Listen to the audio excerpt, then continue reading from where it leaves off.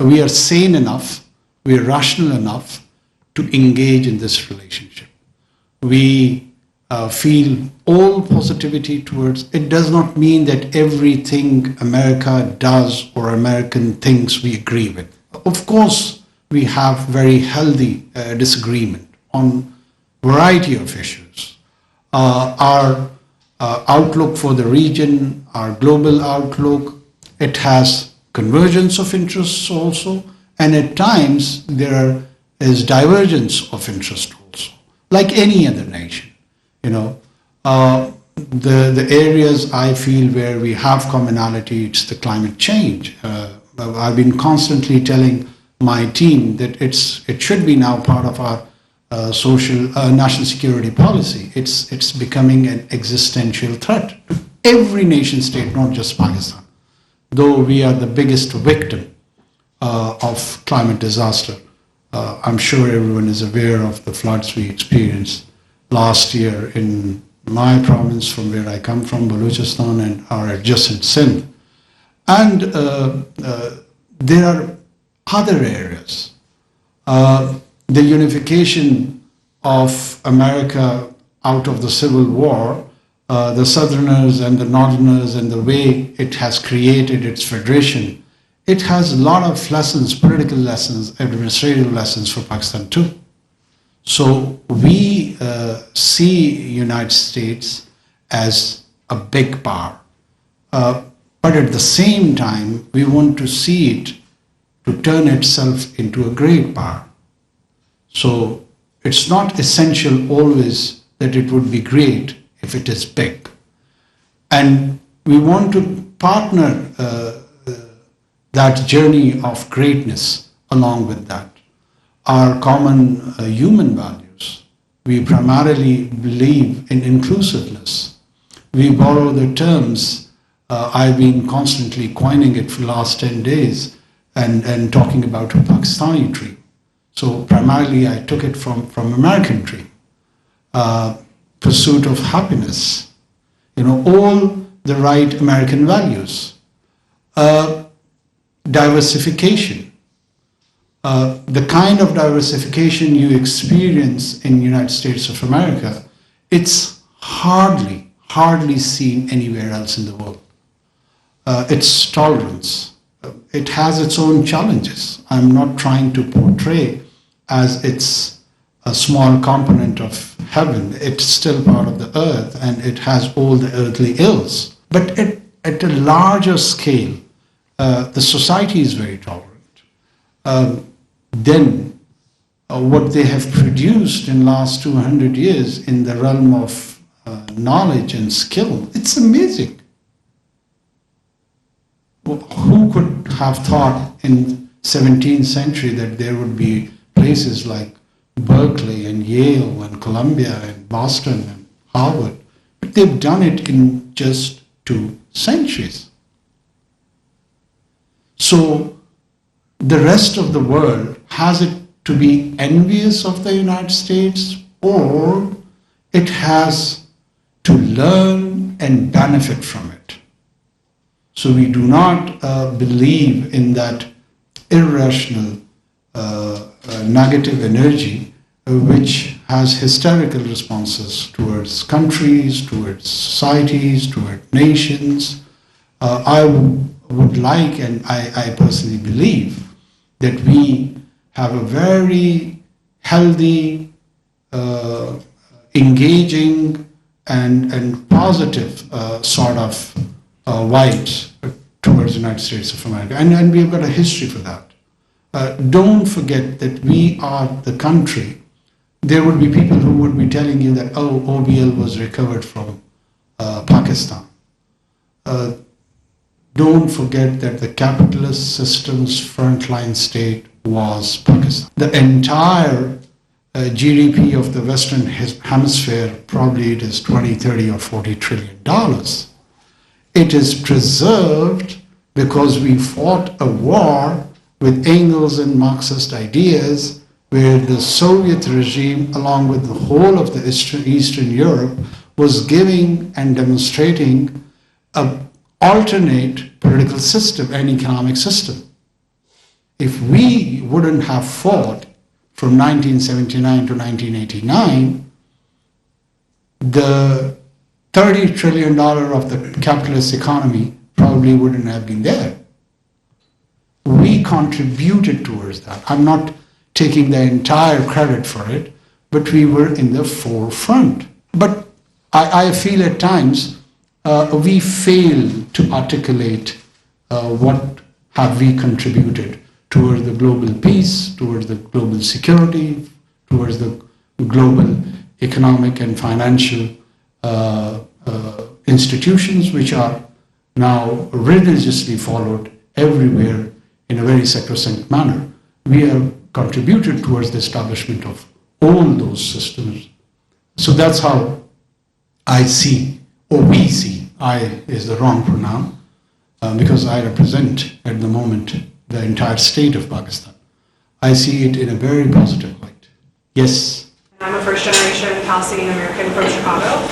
And one thing that you actually just reminded me of in your mention of socialism and socialistic values is income inequality, which my country, the US, deeply suffers from, and I think we're witnessing like deep fractures in our unity and like core values that make America America.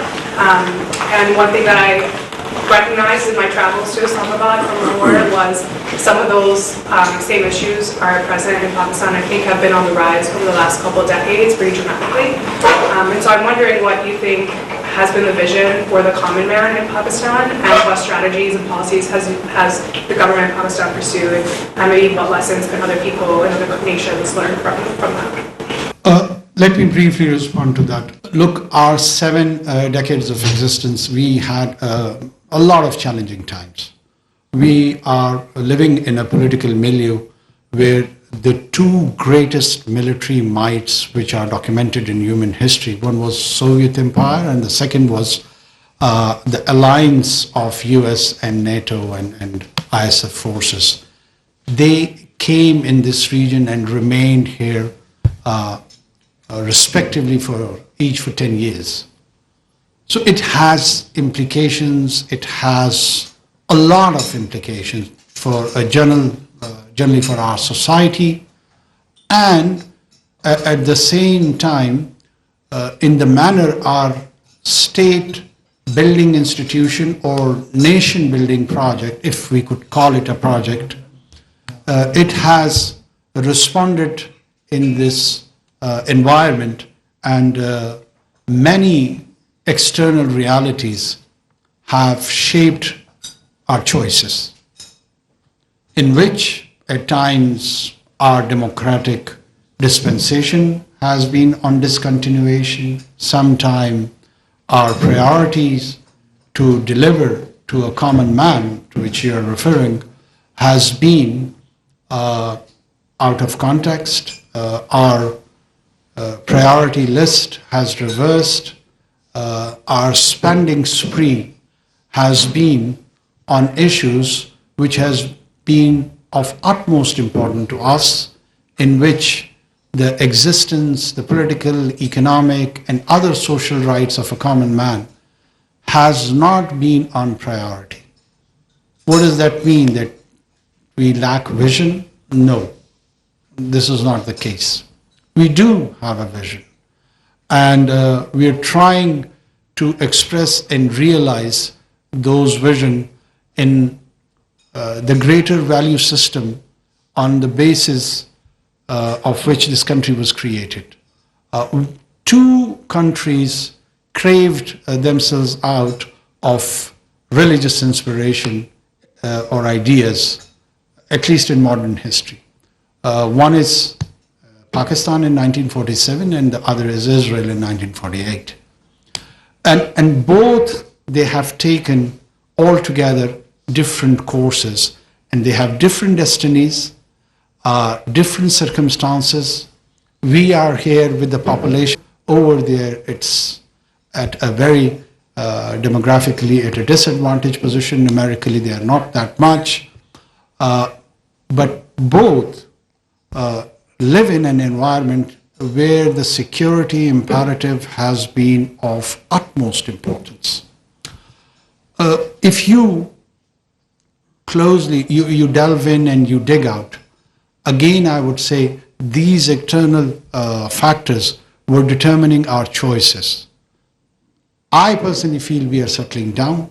We are in the dust is settling down, and the common man is becoming the nucleus and the entire idea of the relationship between state and citizen.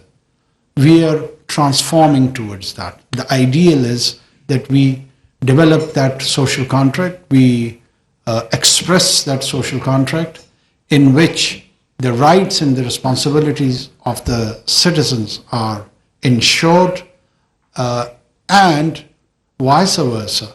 The state should also have its own rights and responsibilities. So it's a two-way, it's a dual carriageway. It has to come both ways. And I don't know whether I'm using the correct analogy or not, but that's how the modern nation states, I think so, are surviving, are improving, and delivering. I hope once you come next, whenever it is, and I hope it is soon, you will start feeling the changes in that direction. My name is Rasheed. I'm from Harvard Business School.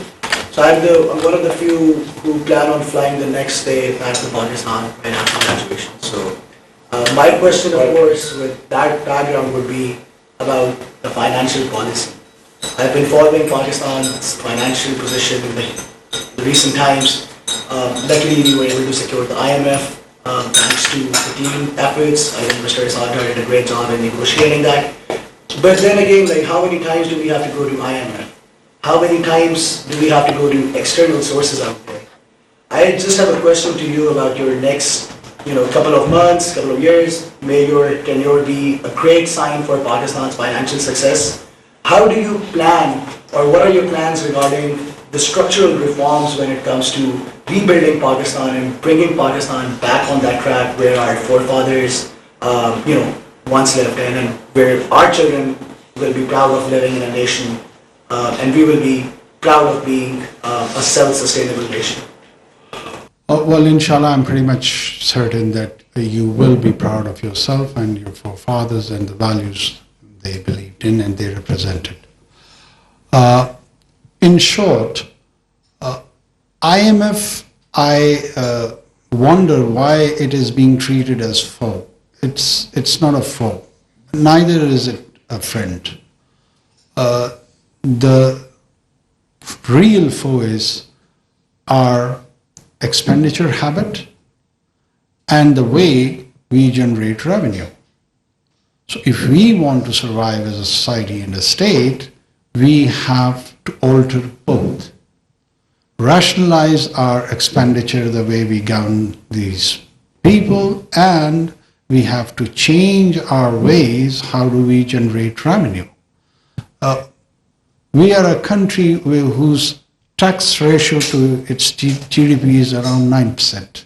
So if 9% of the people are contributing towards that huge gross domestic product, so what would be our economic and financial situation? So how do you do that? We are trying to contribute in our limited stint, which we understand it's a constitutional order and it would be there for a few months. How to bring non-documented economy and enhance the tax network? That is the answer. This is one. How do we invest in our human resource? Do we manufacture goods, or do we develop our individuals and sell services? So these are the two areas on which broadly we will focus. It has details. We don't have the time for that how do we realize those. But the general contours, we do understand that these are the two areas where we have to focus. Pakistan is gifted with the natural resources. When we talk of natural resources, people probably think that we are just talking about the mineral resources.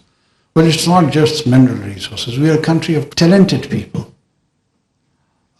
People like yourself and many others who are part of this group. I'm sure the Pakistani American diaspora is a success story in itself. Every second American knows Pakistan not through OBL, but through their GP, through their doctors, you know, and they are the one who have been invested by us. They're the medical graduate. If you want to produce a medical graduate in US, wow, how much you have to invest in it? $2 million, $3 million, somewhere there. We do it for $5,000 in 5 years. So that investment part in which you are able to produce a paramedic or a medical profession is not invested by the United States. It is done by us, and it's pretty much cheap. And then we invest them in your system, and you pay for their services. They do earn from that, but at the same time, you're benefiting in which we are investing here back home. The problem is it is not being realized that this is a two-way partnership. We should focus more on that, more producing skilled, semi-skilled, high-tech. It is an era of AI and the rest. So we need to put in more into our human resource. One of the very famous couplet of Iqbal, I'm sure you can translate it to the rest of your colleagues who are American Americans. Well, you're all American Americans, but I'm just saying it on lighter note. अफराद के हाथों में है अक़वाम की तकदीर, हर फर्द है मिल्लत के मुक़द्दर का सितारा. It's a couplet of our national poet in which he expresses that the destiny of the nation is collectively in the hands of people. And each and every individual is like a star towards that destiny. So this has been said around 100 years back when there was no concept of human resource development. But he hinted towards the human resource development, that everyone amongst these people are stars. And these stars can lead us towards a very bright future. They are the one who would be enlightening us, who would be guiding us, who would be telling us, who would be inspiring us. And I'm sure a few amongst them are sitting under this roof. And inshallah, people will contribute, and I'm very much certain that we will get out of this quagmire. It's a message of hope. There was a time when the Israelis faced a financial crunch, and the inflation rate in the late 70s in Israel was around 1,000%. But they sat there, they put in the right policies, they focused on recovering their economic woes, and they did it.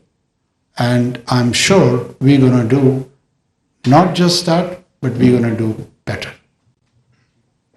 Yes, please. Yeah, you. My question is regarding the future. From our history, we've experimented with different kinds of political systems, and they've not always been successful. In the past 2-3 terms, we've been a democratic country, but in the 7 decades that we've been free, there has not been a single democratic government that has completed a term. But when we look at our neighboring country of India, they have a thriving democracy.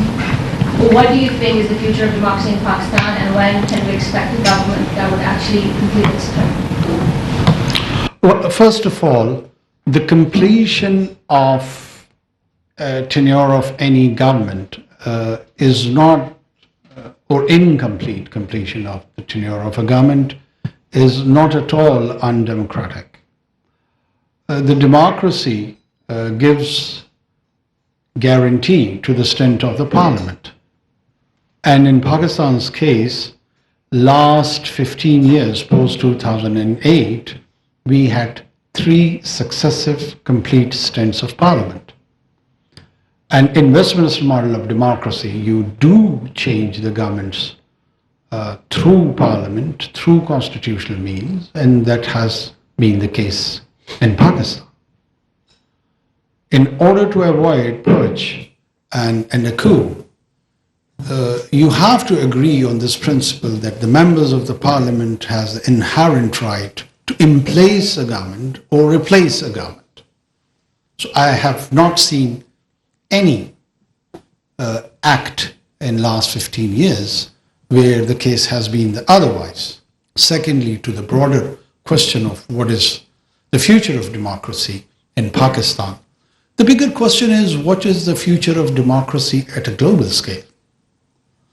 And there are scholars back in West also, I mean, many of you probably would have read how democracies die. One should read that, one should learn through that. And there is another reference of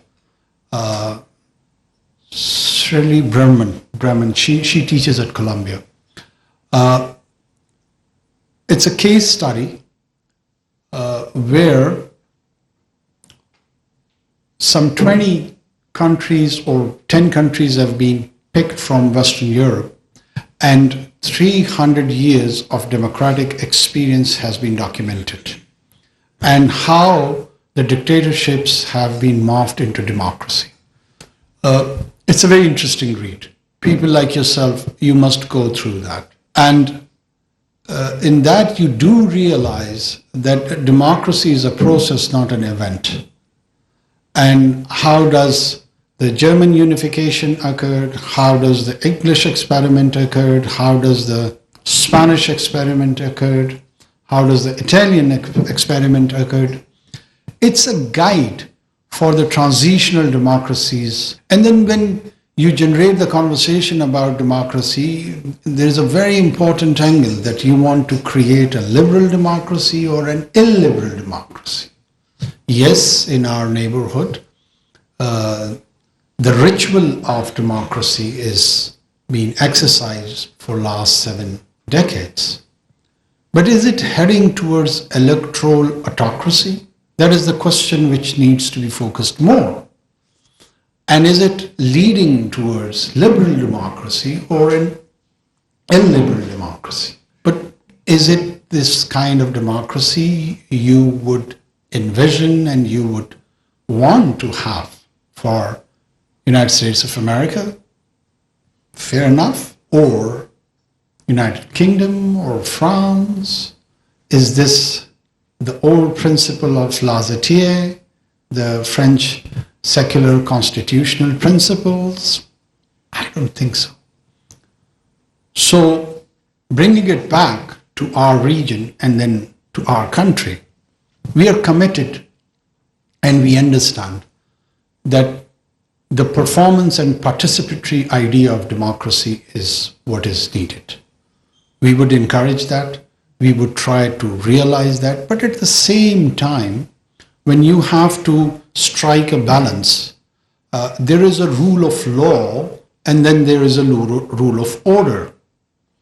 That social order can never ever be compromised for a rule of law.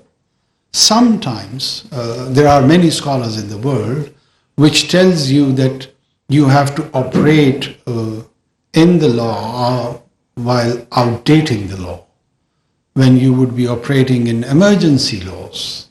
It's a wholesome idea. It's an entire discipline which is being taught in different universities, that when there are extraordinary situations, how does the normal law operate?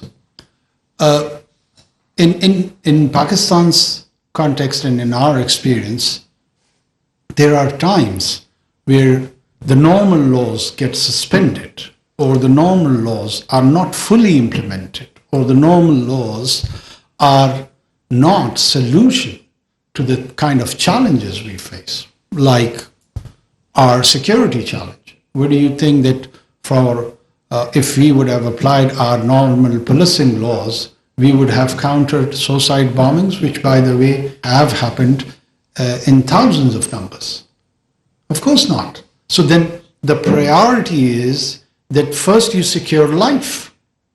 When you secure life, you secure social and political order, then later on you go for the issues of civil liberties, democratic principles, so on and so forth. So you have to strike a balance. And the entire arrangement of the universe, to be honest with you, if I observe it and if I try to comprehend it and want to express it in one single word which can reflect its basic principle of existence, and that is balance. It works on the principle of balance. You cannot just take an extreme position on anything. Whatever I'm saying is still challengeable. All I'm trying to do is stimulate the thought process, and you try to look at it with another perspective as well. You may learn something from it, or you at least, it would lead you to explore further something, and you will delve in, and you may learn something new, which has not even come out from me. So that's how the process should go. Thank you so much for having us. My name is Rida. I'm from Karachi and I'm also an MBA student at Harvard Business School. Like Osama, I also plan on coming back to the country after graduation. Welcome back. Inshallah. My question to you is, people like us, most people decide to stay back in the States or abroad after completing their education, or if they go abroad for work, which is resulting in a talent drain in the country. You can say that some of our most educated, talented individuals are actually not residing in the country but are abroad. What do you think are a few measures that we can take to tackle this challenge? And what can we do? What is our role in this? And how can we encourage our peers to also come back and give to the country and serve the country that we love so much? Thank you. I'm being trolled on Twitter for last 48 hours on one of the comment which was incomplete, which I exactly tried to explain this phenomena. And I'm glad that you have raised it again. First of all, for me, the people who choose to remain either in the United States of America or in Europe or in Australia, anywhere in Western Hemisphere mostly, it's not a challenge. It is an opportunity also at the same time. They go there, they contribute positively to their host societies, they become the bread earners to their families, and indirectly we benefit from their remittances. So I hardly see it in negative terms when the young people are going towards the Western Hemisphere, trying to grab opportunity over there, trying to prove themselves. Their individuality shines over there. It has to offer so much in terms of opportunity. Why do I have to take it as a challenge? I think so. I should be encouraging it. I should be promoting it. I should be supporting it. It is a skewed angle where people talk about it and they say that, oh, people are living out of despondency. You may be not that comfortable or happy about a situation back home, that's fine. And even if that is one reason of exercising that choice to leave this country, probably is minimal. Is this for the first time that the youngsters are leaving Pakistan? Of course not. We've been leaving this country since 1947. Every month, every year, every decade, people go. How is it a new phenomenon? It's a normal phenomenon. For me, it's pretty much normal. And whosoever wants to come back is very much welcomed. It is an individual choice which should be supported either way. You become an effective and contributor as an individual, either you are here or in your home of choice. This is your natural home, that becomes your home of choice. For me, the more important thing is that wherever you are, you should be successful. You should realize the full potential of your talent. You should reach the zenith of any profession you choose. That is more important to me. If you are a redundant, non-productive individual, either home or abroad, that is a challenge. And that is a huge challenge. So let's bring the conversation into its right spirit, into its right angles, and you could contribute to that larger, bigger and huge conversation. Let's talk sense instead of just responding historical towards that, being historical towards that. Indians went in 1960s to US and rest of the Western Hemisphere. Everyone called that a brain drain, that, oh, the people have left and they have said, who's going to run India? And after 30 or 40 years, the whole of that lot has returned as brain asset. They earned capital, they developed expertise. So if there would have been a negative relationship between that projected Indian diaspora and back home their governments, what sort of relations they would be having? I mean, there are challenges still between that community and the governments both. There would be issues with us as well. But at a larger scale, a potent individual is beneficial anywhere on the planet. Thank you so much for being here. Thank you so much for seeing a new or at least different face of Pakistan. And I'm sure all of you would be our public ambassadors. Thank you so much. अब खबर आपकी दस्तरस में हर वक्त बर वक्त। अभी सुनो news के यूट्यूब चैनल को सब्सक्राइब कीजिए, बेल आइकॉन पर क्लिक कीजिए और बाखबर रहिए मुल्की और बैनुल अक़वामी हालात से यकीन के साथ।